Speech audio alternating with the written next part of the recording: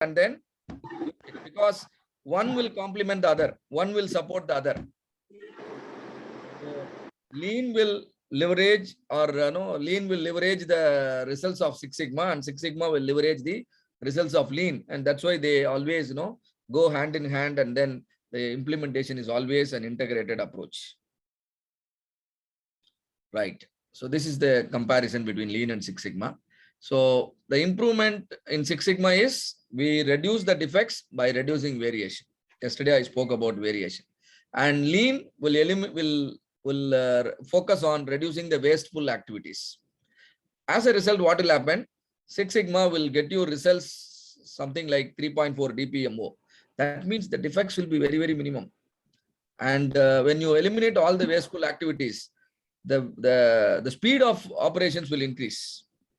Hope all of you agree. The speed of operation will increase. That means you can quickly deliver your products. The lead time of the activities will come down. And Six Sigma will help in reducing the cost of poor quality, and lean will help in reducing your operational cost. Generally, the learning curve is long as far as the Six Sigma is concerned because it involves statistics. You are going to experience statistics today. But lean is very, very simple. It's a more of common sense approach. So the learning curve will be very short. You can understand, learn, and practice very quickly. And then project selection, there are various approaches by which we identify projects focusing on defect reduction. However, for waste elimination, the approach is value stream mapping. We create a map of the process and then identify the improvement opportunities. Typically, the project length for Six Sigma will be 2 to 6 months.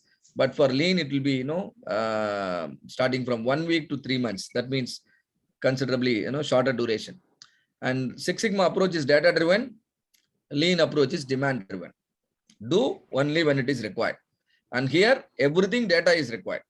And complexity will be high in terms of Six Sigma project, and complexity will be moderate, sometimes simple in lean project. So lean Six Sigma will improve the effectiveness. That means you produce good products.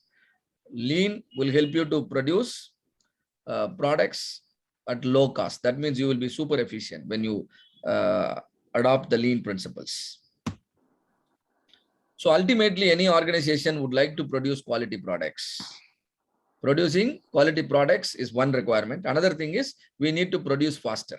Why do we want to produce faster?